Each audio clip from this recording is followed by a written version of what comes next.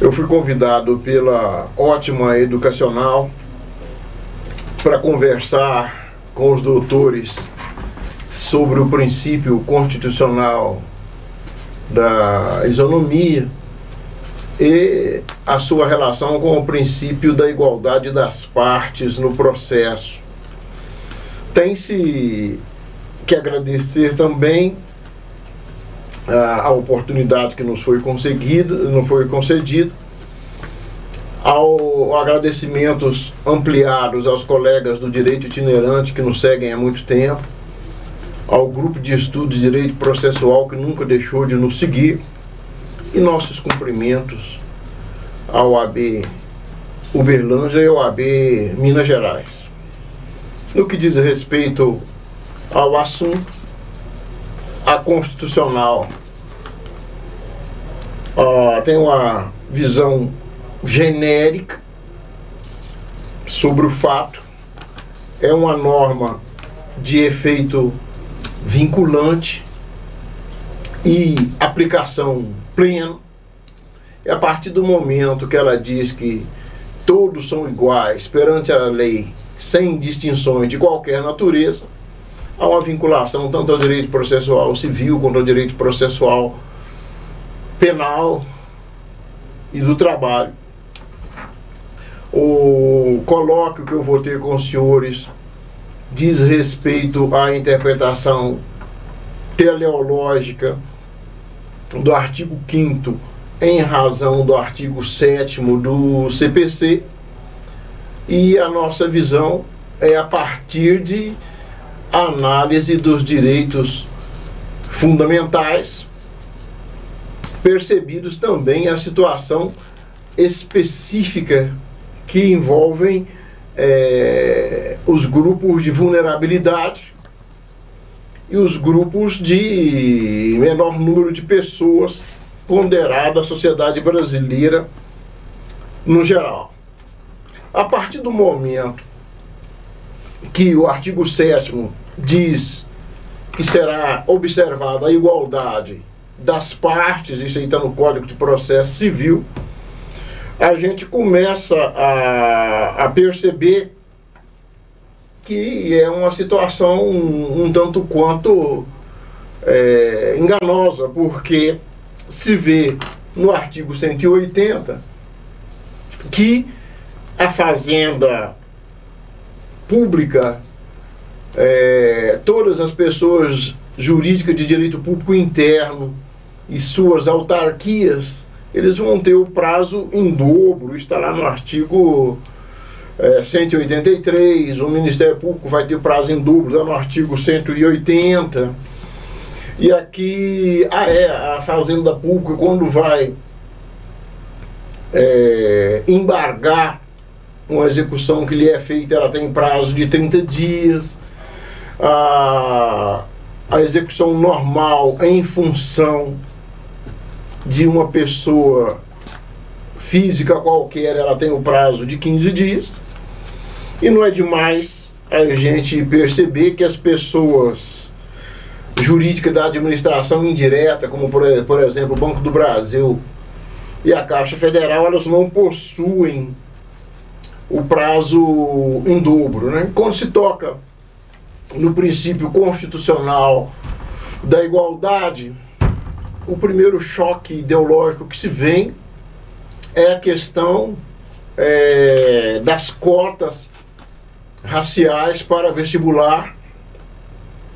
Existem defensores das cotas em razão de que houve a libertação da escravatura, aspas, sem dar condição de ensino ou de trabalho, e a população negra ficou defasada nas oportunidades de acesso ao ensino público e aos meios de trabalho mais especializados. Mas nessa ordem de ideias há uma crítica muito grande também, porque o acesso pelas cotas raciais é feito pelos fenótipos, ou seja, a pessoa basta parecer negra, e não pelos genótipos, né, que tem aquela pessoa que tem realmente um parente negro. Então, percebe-se aí que a igualdade constitucional é uma igualdade muito relativa, porque se colocar o banco da mesma altura para se olhar em cima do muro, e uma pessoa tiver 1,30 m e a outra tiver 2 metros, a que tiver 2 metros vai ver melhor, né? Então essa igualdade muito colocada ao pé da letra, ela tem que ser revista. Mas, passando em revista as situações do Código de Processo Civil, o Código de Processo, no artigo 139, inciso 1, prega novamente a igualdade das partes, já falou isso lá no artigo 7º. A gente vê que no artigo 51 e no artigo 52 se dá oportunidade de ajuizamento das demandas em face da Fazenda Pública Federal e estadual no domicílio do autor, com o propósito de diminuir a desigualdade. E no artigo 53 tem-se o foco da competência por domicílio em razão do domicílio do idoso, em razão do domicílio de violência doméstica, do alimentando, do guardião, com uma situação que a intenção é diminuir a vulnerabilidade e facilitar o acesso à justiça.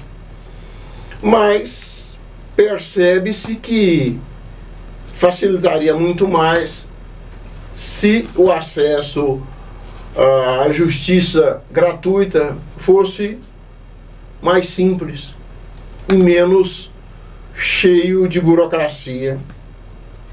Percebe-se também que no que diz respeito à Fazenda Pública, ao Ministério Público e à Defensoria Pública, as despesas das demandas serão pagas pelo vencido, né? E não se pode deixar de falar ali do artigo 136, que traz aquela possibilidade de alterar a ordem de produção da prova, mas que nem sempre vai beneficiar o vulnerável. E na mesma ordem de ideias, o artigo 6º do Código de Defesa do Consumidor, o 373, traz a possibilidade de inversão do ônus da prova, mas não se falou nada sobre a prova diabólica que se tem no Brasil, né? Por exemplo, a pessoa tem que provar uma situação negativa, né? Tem que provar que não fez, é uma das provas mais difíceis do direito processual. Ela poderia ter simplesmente disciplinado esta situação. A gente desenvolve o raciocínio e com a intenção de fazer valer o princípio da igualdade, você tem a primazia do atendimento do idoso, no artigo 3º do Estatuto do Idoso, a primazia de atendimento do deficiente. Agora, com o idoso, vocês percebam também que ele tem preferência nos julgamentos das demandas, né? Está no artigo 1048 do CPC. O idoso, ele tem direito às passagens intermunicipais, 2 por cada veículo, por cada ônibus, ou, se não tiver lugar, ele tem direito a pagar a passagem com desconto. Mas os senhores percebam o seguinte: por outro lado, não se concede empréstimo consignado para o idoso se o tempo que gastar para pagar o empréstimo ultrapassar o período que ele completaria 80 anos, ou seja, está prevendo a morte, né, do idoso. Então vocês percebam que a norma constitucional ela não é cumprida na sua integralidade. Tenta se cumprir a norma constitucional, mas essa eficácia plena é muito relativa no que a gente nota no direito processual brasileiro. Com desrespeito ao direito processual penal, assegura-se a ampla defesa no 263 do Código de Processo Penal. Se a defesa não for ampla e não for boa, pode-se trocar o advogado e vai declarar nulidade. Tem a combatida figura do indúbio por réu na análise da prova, ou seja, se a prova não for eficaz, se não for uma prova forte, não se pode condenar. E é muito importante a gente notar que no artigo 115 do Código de Processo Penal, com relação ao idoso com maior de 70 anos, a prescrição ela é contada pela metade. A aplicação também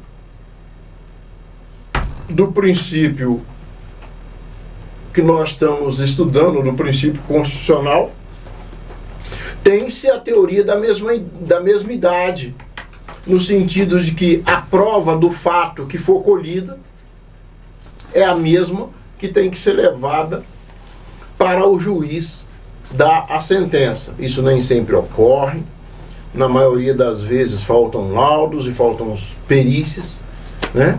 E nem sempre a prova do fato é que chega nos autos. Percebam, os senhores, que o princípio da isonomia tem aplicação no direito tributário, de forma que, se existir uma situação tributante, um fato imponível, todos aqueles que se enquadrarem no fato imponível, salvo as hipóteses de isenção, de imunidade, pagarão os impostos. Mas vocês percebam também que existe o imposto progressivo. E no Brasil, até hoje, não se aprovou a isenção de imposto de renda até R$5.000, não se votou até hoje, e nem se fala no imposto de grandes fortunas, que seja 1%, mas não se fala. Então se percebe que o princípio da isonomia, o princípio constitucional da isonomia, ele existe com muita mazela. Eu agora deixo para falar para vocês no final sobre a isonomia no direito administrativo. Fala que existe a igualdade perante o edital, a igualdade nos concursos, mas os senhores percebam que existe o princípio da supremacia do interesse público e, na forma que, em se tratando de pessoa jurídica de direito público interno, o cidadão vai ter que fazer a prova, porque existe uma presunção de constitucionalidade, de legalidade e de veracidade dos atos prestados pela administração pública. Eu agradeço de antemão o convite que me foi feito e essas são as considerações que eu tinha a fazer sobre o princípio constitucional da isonomia e a igualdade das partes do direito processual. Muito obrigado pela oportunidade. Vocês foram muito simpáticos.